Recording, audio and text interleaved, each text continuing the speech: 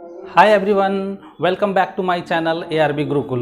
ARB Gurukul में मैं आशीष रंजन वैद्य आप सभी का फिर से स्वागत करता हूं।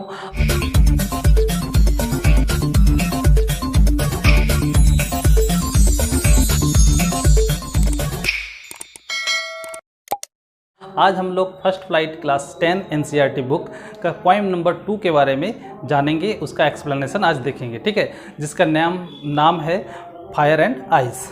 पोएट है रॉबर्ट फ्रॉस्ट के द्वारा लिखा गया ये कविता, ठीक है। फायर एंड आइस को आज हम लोग एक्सप्लेनेशन देखेंगे, ठीक है। लेट्स स्टार्ट, देखते हैं हम लोग एक्सप्लेनेशन, ठीक है।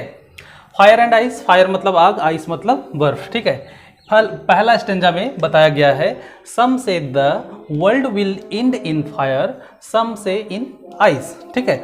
अकॉर्डिंग टू द पोएम, इसमें मुझे लगता है या हमें लगता है क्या कि इस वर्ल्ड के जो पीपल है ना, उसे दो ग्रुप में बांटा गया है। मतलब दो थॉट्स वाले पीपल जो है, दो मतलब विचारों वाले लोग यहाँ पे रहते हैं, ठीक है। पहला विचार वाला जो ग्रुप के लोग जो है, पहला विचारों वाले ग्रुप के लोग वो सोचते हैं कि ये हमारी जो दुनिया है, वर्ल्ड है, वो ख़त्म हो जाएगी, विल एंड ख़त्म हो जाएगी किससे?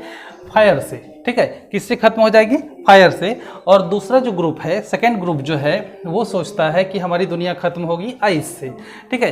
यदि हम इस वर्ड के एग्जैक्ट मीनिंग को देखेंगे तो ये आग है, गर्माहट है, ठीक है, और ये आइस ठंडापन से है, ठीक है। यदि हमारी दुनिया गर्म से होती है, शायद ये ग्लोबल वार्मिंग को रिप्रेजेंट कर रहा हो, ठीक है, कि जितना हाई टेम्परेचर होगा, टेम्परेचर बढ़ते जाएगा धीरे धीरे और इंक्रीज होते जाएगा और हमारी दुनिया क्या हो जाएगी? पूरी तरह से खत्म हो जाएगी। और ग्लोबल वार्मिंग से ही क्या हो जाएगा? हमारा जो बर्फ़ जमा हुआ बर्फ़ जो है पृथ्वी पर या दुनिया पर, वो भी क्या होगा? पिघलना शुरू होगा और हमारी दुनिया डूब जाएगी, जिससे दोनों से हो सकता है पृथ्वी ख़त्म हो सकती है। ये अलग अलग मानना अलग अलग ग्रुप के लोगों का है, ठीक है। आइए हम लोग देखते हैं, from what I have tasted of desires I hold with those who favour fires, ठीक है। बट इस स्टेंजा के सेकेंड लाइन में पोएम के पोएट जो है वो बोलते हैं, जहाँ तक मैं डिज़ायर को समझता हूँ, पर यहाँ पे आ जाएगा डिज़ायर आ गया, ठीक है। यहाँ पे फायर नहीं आया, मतलब यहाँ पे फायर को जो है को रिलेट किया गया है किससे? डिज़ायर से। किससे किया गया है? डिज़ायर से। डिज़ायर मतलब हमारी जो आकांक्षाएं हैं, जो हमारी इच्छाएं हैं, जो कभी फुलफिल नहीं होने वाली है, अनंत आकांक्षाएं हैं, उसके कारण हो सकता है कि हमारी दुनिया ख़त्म हो जाए। आगे बढ़ने की चाहत, ठीक है, किसी को प्यार करने की चाहत, किसी को मतलब सब कुछ अपना हो जाए, मतलब ऐसा चाहत, ठीक है, कि मेरा काम बनता भाड़ में जाई जनता, इस तरह का, ठीक है। मतलब समझ में आ रहा है ना? मतलब कि इफ़ डिज़ायर्स मतलब हमारी जो असीम आकांक्षाएं हैं वो पूरी करने के लिए हम दुनिया को क्या कर रहे हैं? धीरे धीरे तबाह की ओर, बर्बादी की ओर ले जा रहे हैं, ठीक है। ऐसा मानना है पोएट का। तो from what I have tasted of desire I hold with those who favour fire. तो बोलता है पोएट, यहाँ पे बोलते हैं क्या कि यदि दुनिया समाप्त हो रही है आग से, ठीक है, मतलब डिज़ायर से, तो मैं डिज़ायर को भली भांति जानता हूँ, मैं महसूस किया हूँ डिज़ायर को। तो मैं उन सारे लोग, उन ग्रुप के लोगों के साथ हूँ जो जिसका मानना ये है कि हमारी दुनिया है वो आग से खत्म होगी, ठीक है। यहाँ तक समझ में आ गया। अब दूसरा स्टेंजा में हम लोग आते हैं, ठीक है। But if it had to perish twice, perish मतलब होता है डाई, मतलब मरना, खत्म होना, ठीक है। यहाँ पे खत्म होने से होगा, दुनिया मरेगी थोड़ी, ठीक है, तो खत्म होने से है। यदि दुनिया को, इट यहाँ पे हो गया, इट जो है वो किसके लिए लाया गया है? वर्ल्ड के लिए। यदि दुनिया फिर से खत्म हो सकती, यदि दुनिया को एक बार फिर से मौका मिला कि दुनिया को फिर से खत्म होना है, तो वो फायर से नहीं, मतलब डिजायर से नहीं, वो किससे होगा? दूसरे चीज़ से, मतलब आइस से होगा। आइस को किससे रिलेट किया गया है? हेटसम से, ठीक है, हेटेड से, हेटरेड, मतलब इसको हम आइस से डिनोट किए। आइस को हम क्या किए हैं? डिनोट किए हैं हेटेड से, मतलब नफरत, घृणा, ठीक है।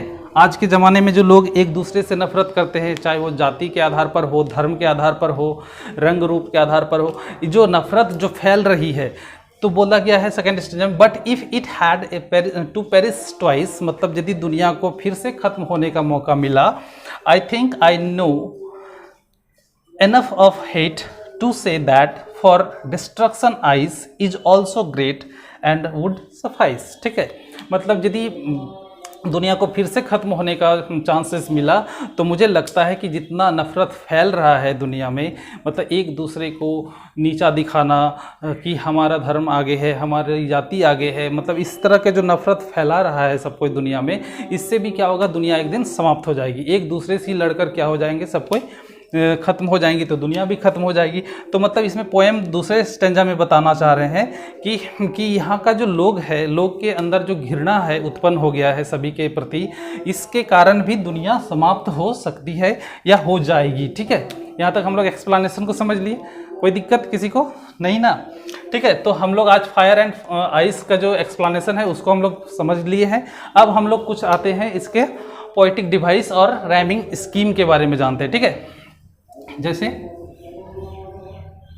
यहाँ पे देखते हैं राइमिंग स्कीम को जो पता करते हैं ना हम लोग, क्या लाइन के जो लास्ट वर्ड होते हैं उसके आधार पर। ठीक है, जैसे यहाँ पे फायर है, ठीक है, जैसे यहाँ पे क्या है, फायर है, और यहाँ पे आइस है, दोनों तो similar word rhyming sound produce नहीं कर रहा है, पर यहाँ पे डिज़ायर है जो एक जैसा साउंड दे रहा है, फायर फिर उसी तरह साउंड दे रहा है।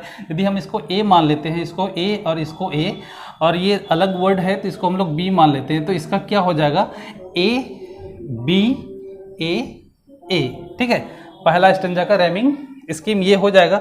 दूसरा स्टेंजा में हम लोग आते हैं, जैसे ट्वाइस, इसको यदि हम सी मान लेते हैं, फिर आइस यहाँ पे इसको भी सी मान लेते हैं, सफाइस यहाँ पे भी सी मान लेते हैं, और हेट को यहाँ पे डी मान लेते हैं, इसको ग्रेट को डी मान लेते हैं। ठीक है, यहाँ पे हम लोग वर्ड को देख रहे हैं, वर्ड का राइमिंग साउंड को देख रहे हैं, उसके आधार पर हम मान रहे हैं। इसका राइमिंग स्कीम क्या हो जाएगा, सी डी सी डी सी। ठीक है, C D, okay, A B A A हो गया यहाँ पर, और इसमें क्या C D C. Okay, rhyming scheme हम लोग को समझ में आ गया। अब हम लोग कुछ फिगर ऑफ स्पीच के बारे में देख लेते हैं, पोएटिक डिवाइसेस के बारे में देख लेते हैं कि इस स्टेंजा में, इस पोएम में कौन कौन सा पोएटिक डिवाइसेस यूज़ किए गए हैं। ठीक है, यदि आप लोग को पोएटिक डिवाइस समझ में नहीं आती है तो मेरा नेक्स्ट वीडियो जो है वो पोएटिक डिवाइस पर होगा, कि फिगर ऑफ स्पीच के बारे में होगा, उसको आप लोग ज़रूर देख लीजिएगा। ठीक है, तो अभी हम लोग ओवरव्यू ले लेते हैं कि इसमें यूज़ क्या किया गया है। जैसे पहला है एलिट्रेशन। ठीक है, क्या है पहला, एलिट्रेशन। ठीक है, एलिट्रेशन क्या होता है कि एलिट्रेशन जो होता है ना, वो होता है रिपीटेशन ऑफ द